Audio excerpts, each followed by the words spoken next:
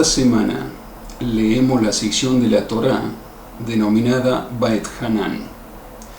En la misma se mencionan dos asuntos trascendentales.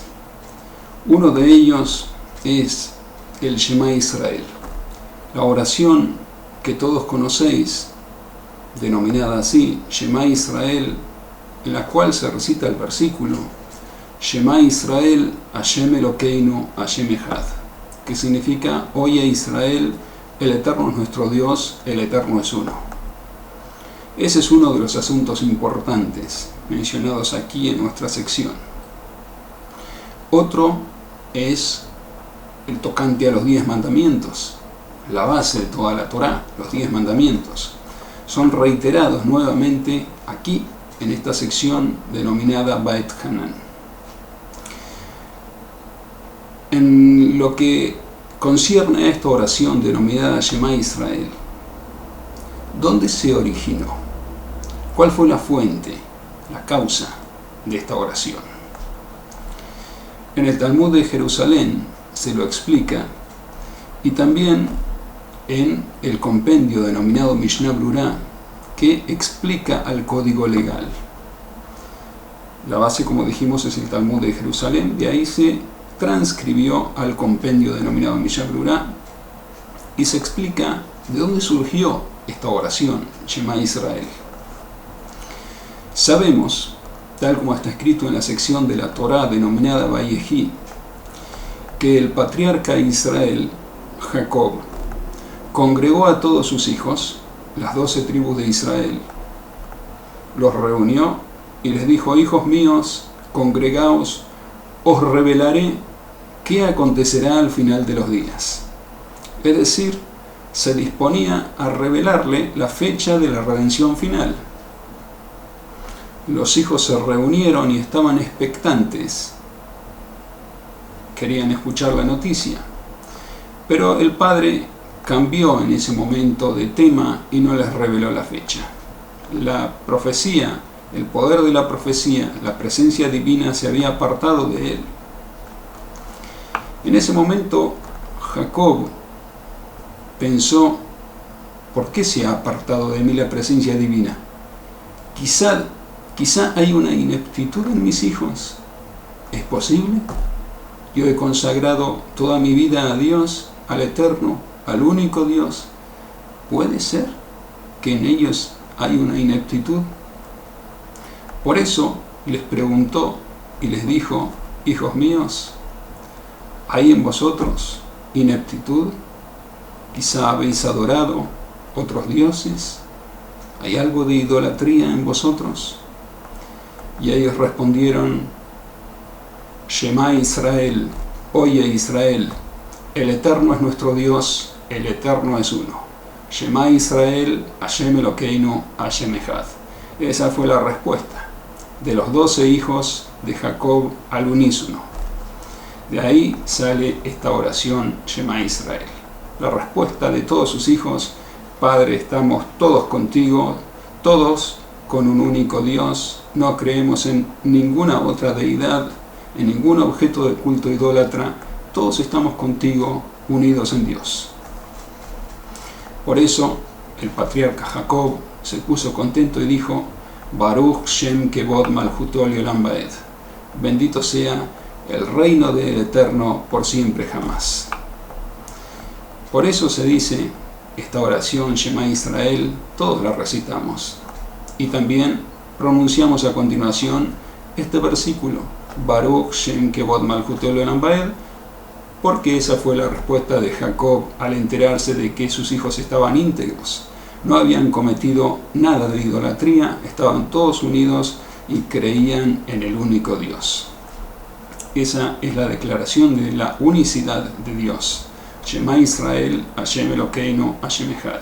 Oye Israel, el Eterno es nuestro Dios, el Eterno es uno. En esa oración, Shema Israel, se explica también en el Talmud y también es mencionado en el compendio Mishnah Brura. En esa oración están incluidos todos los 10 mandamientos. Por ejemplo, un mandamiento dice: no habrá dioses fuera de mí. Yo soy el único Dios, el Eterno dice, no habrá dioses fuera de mí. Esa fue además la pregunta que le formuló Jacob a sus hijos y originó esta oración denominada Shema Israel. Y eso está indicado en esa misma oración, en las palabras de sus hijos que le respondieron. Shema Israel, Hashem Elokeinu, Hashem Echad.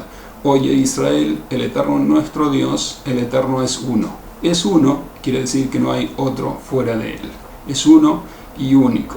La palabra uno en hebreo Echad significa uno y único. O sea que la respuesta de los hijos de Jacob fue terminante. Estamos todos unidos, para nosotros existe un único Dios.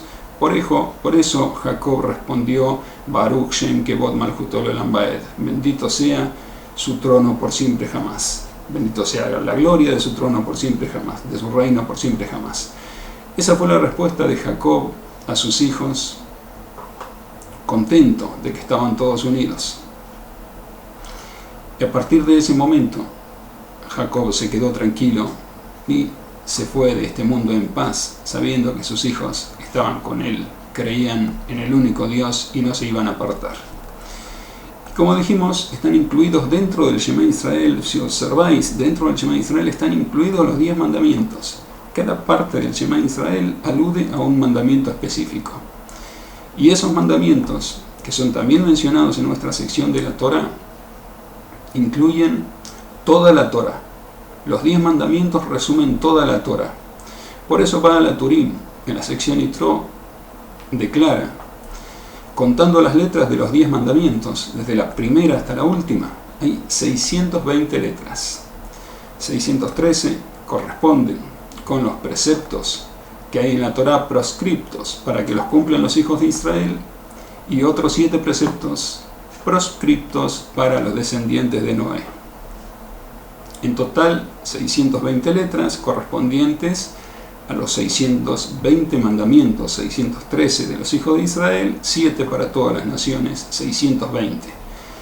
Y esas 620 unidades forman la palabra Keter, pues la palabra Keter, que significa corona, se escribe con la letra Jaf, la letra Taf y la letra Reish, cuyo valor numérico es 620. El valor numérico de la letra Jaf es 20, el valor numérico de la letra Taf es 400 y el valor numérico de la letra Reish es 200. En total 620. A través del cumplimiento de esos 620 preceptos, entre todos, una persona sola no los puede cumplir a todos, entre todos se cumplen todos los preceptos. Un levita, por ejemplo, no puede cumplir los preceptos de un sacerdote, un israelita no puede cumplir los preceptos de un levita. Cada uno tiene preceptos específicos y hay también preceptos generales. Entre todo el mundo se cumple con todos los preceptos, cada uno la parte que le corresponde. A través de ese trabajo se logra unificar la corona del Eterno, que se denomina Keter. Por eso Keter, que significa corona, tiene el mismo valor numérico que todas las letras que integran los preceptos aludidos en los 10 mandamientos. En los 10 mandamientos hay 620 letras, a través de 620 letras fueron escritos los 10 mandamientos.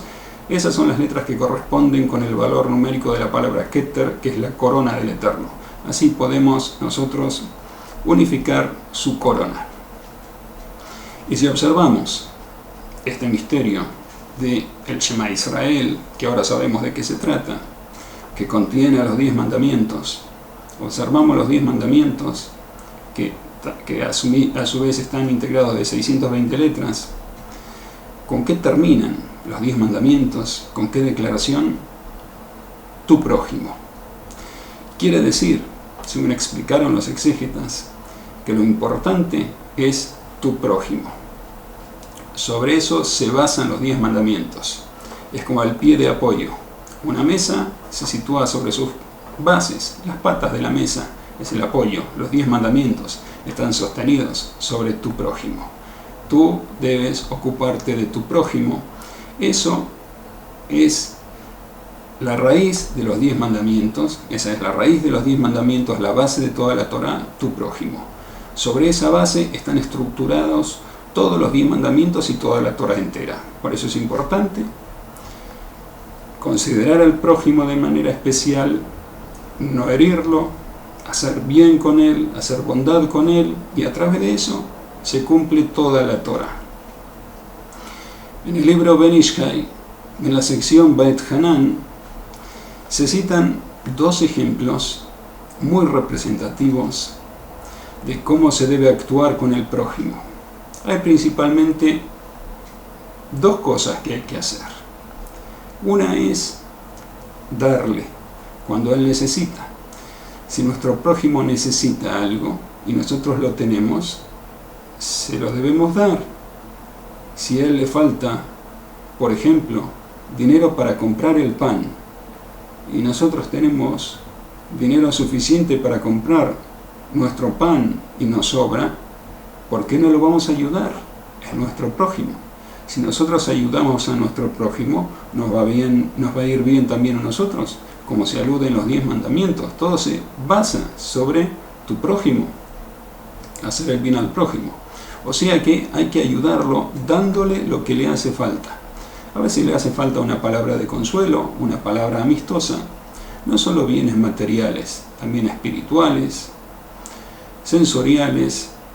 Todo está incluido dentro de esta actitud de hacer el bien con el prójimo, que se denomina en hebreo Gemilut Hasadim, hacer el bien por el prójimo. Así se denomina Gemilut Hasadim. Y hay otro asunto que es prestarle. Hay personas que necesitan en ese momento, pero después lo pueden devolver. Hay un precepto de prestarle. ¿Y cómo prestarle a nuestro prójimo? ¿Y cómo darle? Todo eso está indicado en la naturaleza que puso Dios en el mundo. Dios puso en el mundo una naturaleza, lo que se denomina en hebreo Teva, el funcionamiento natural del mundo. Hay un sol, hay una luna, hay día, hay noche. Observando el sol y la luna, el día y la noche, aprendemos cómo comportarnos con nuestro prójimo. Si observamos el día y la noche, sabemos cómo prestar a nuestro prójimo. La noche del invierno es más prolongada, más larga que la noche del verano. Los días de invierno son más cortos que los días del verano. ¿Qué significa? Que en los días de invierno el día le presta de sus horas a la noche. ¿Por qué? Para que las personas estudien Torah. Porque la noche fue creada para que las personas se dediquen a estudiar la Torah. No hay luz para trabajar en el campo. Por lo tanto, el día es agradable, hace frío para salir. Es un momento adecuado para estudiar la Torah. Las noches fueron hechas para estudiar la Torah, para dedicarse a la Torah. Y por cuanto que los días de invierno son apropiados para eso, por eso el día tiene 12 horas y la noche tiene 12 horas, pero las horas del día se acortan y presta de ese tiempo a la noche. O sea, queda más espacio de día. Los días tienen siempre 12 horas y las noches 12 horas, pero las horas del día se acortan. Para calcular una hora, se denomina en hebreo hora temporal, hay que dividir todo el espacio del día en 2 por 12 y todo el espacio de la noche por 12, o sea, todo el tiempo del día por 12, todo el tiempo de la noche por 12. Si nosotros calculáramos con minutos de nuestros relojes, siempre es 60, una hora tiene 60 minutos. En hebreo no es así, según la Torah. Todo el tiempo de día se divide por 12, todo el tiempo de noche se divide por 12. Por lo tanto, en invierno, las noches van a tener horas de mayor duración que 60 minutos, porque el día le presta de su tiempo a la noche. Van a quedar horas durante el día más breves, de menos de 60 minutos, y las horas de la noche van a ser más extensas, de más de 60 minutos. ¿Por qué? Para que las personas se dediquen a estudiar la Torah, como hemos visto. ¿Y qué ocurre en verano? Cuando en verano hace mucho calor y es más difícil estudiar. En ese momento, el día que le había prestado a la noche de su tiempo, recibe lo que le había prestado de la noche.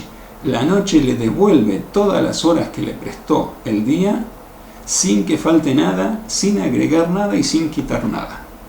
Si observamos, si medimos la cantidad de minutos que el día tiene de más durante el verano con respecto a lo que prestó a la noche en los días de invierno, vemos que la cifra es exactamente igual. Todos los minutos que el día prestó a la noche en invierno vuelven a él en el verano. Vemos de aquí un principio elemental.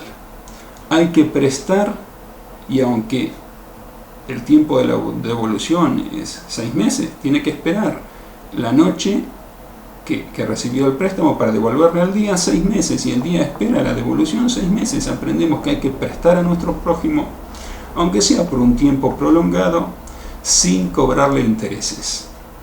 El día no le cobra intereses a la noche, no le dice devuélveme más tiempo porque han pasado 6 meses, no, le devuelve exactamente lo mismo y queda satisfecho con el mismo tiempo que le prestó a la noche. Aprendemos de aquí que hay que prestar a nuestro prójimo sin intereses, con una buena predisposición, sin cobrarle intereses. Es un principio elemental, fundamental de la Torá, que está implantado en la propia naturaleza. El Eterno lo implantó en la naturaleza para que aprendamos de ello. Debemos aprender de todo lo que nos rodea. Del día y la noche aprendemos esto, que hay que prestar a nuestro prójimo sin cobrarle intereses. Y en cuanto a dar, dijimos que hay veces que las personas están en condiciones de solicitar un préstamo y después lo pueden devolver. Pero hay otras ocasiones en las cuales no tienen esa capacidad y necesitan que se les dé, no pueden devolverlo. Están en una situación crítica, no tienen capacidad de devolución, hay que darles. ¿Y cómo darles? Eso también lo aprendemos del día y la noche, en este caso del rey del día y el rey de la noche, del sol y de la luna.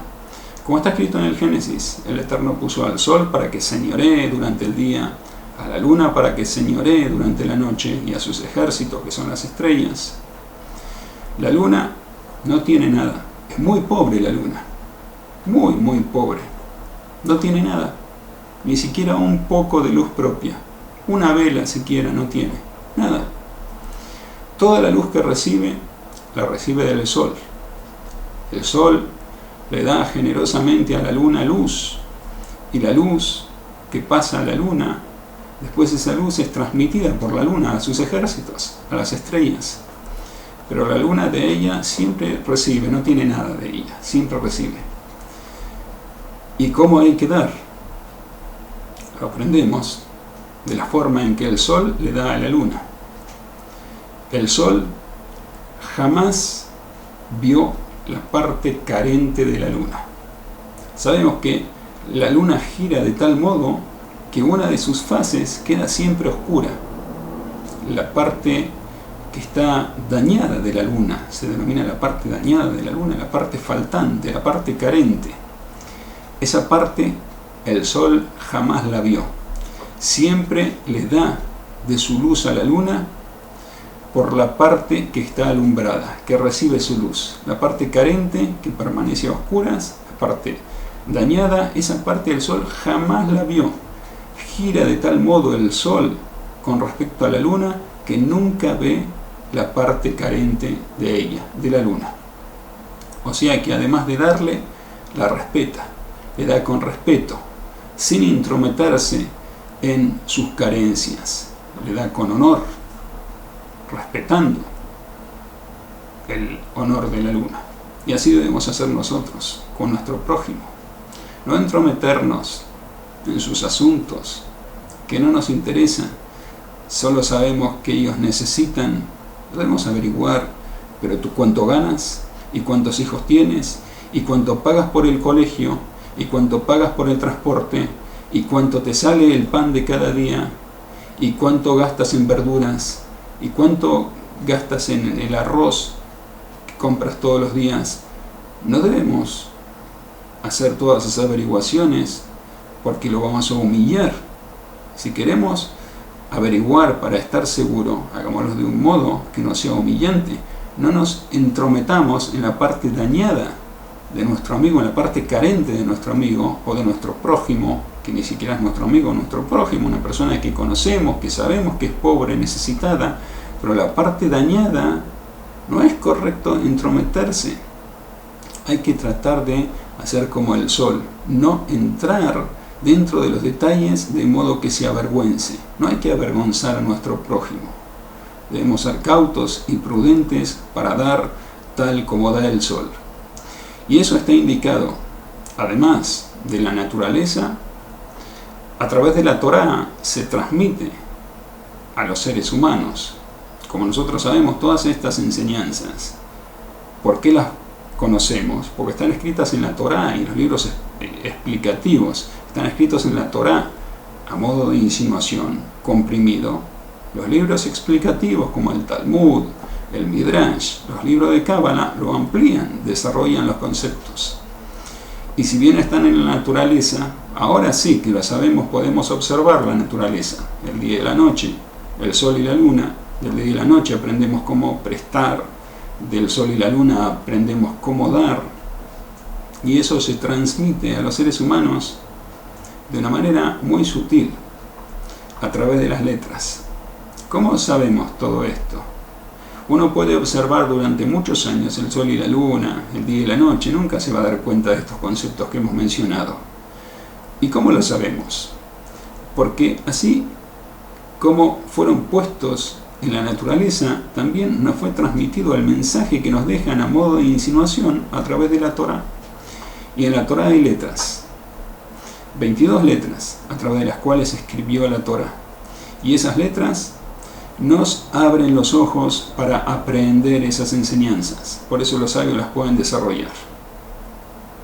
Y si observamos, por ejemplo, dos de las letras de la Torá, la letra Gimel y la letra Dalet, vamos a aprender el concepto del sol y la luna, que el sol le da a la luna sin ver su parte dañada, con generosidad, dándole de su luz, para no afectar su honor sin ver la parte dañada. Observad la letra Gimel y la letra Dalet. Así está escrito en el Talmud, en el Tratado de Shabbat, folio 104, y lo podéis encontrar en el libro Numerología y Cábala, con todos los dibujos, cómo queda la estructura dentro de las letras, queda de este modo. La letra Gimel tiene forma de una persona que va con su mano hacia adelante, llevando un objeto, en este caso dinero, corriendo con su pie hacia adelante. Corriendo, es como si una persona estuviera corriendo, tiene esa forma la letra Gimel. Y la letra Gimel es la inicial de Gomel Hasadim, que como dijimos es hacer actos de bondad. Gemilut Hasadim, Gomel Hasadim es quien hace actos de bondad, Gemilut Hasadim es hacer actos de bondad, ya es la misma palabra, con una diferente conjugación, un sustantivo y un verbo, el mismo concepto, hacer actos de bondad, Gomel Hasadim. Por eso la letra Gimel tiene la forma de una persona que está con algo en la mano, con su pie dirigido hacia adelante, corriendo a llevar algo. ¿Y en dirección de quién corre? Observamos en el alfabeto hebreo, ¿quién está detrás de la letra Gimel? Hallamos a la letra Dalet. Y la letra Dalet tiene forma de una persona doblada, con su mano extendida, pidiendo limosna, pidiendo una dádiva, ayuda, porque no tiene.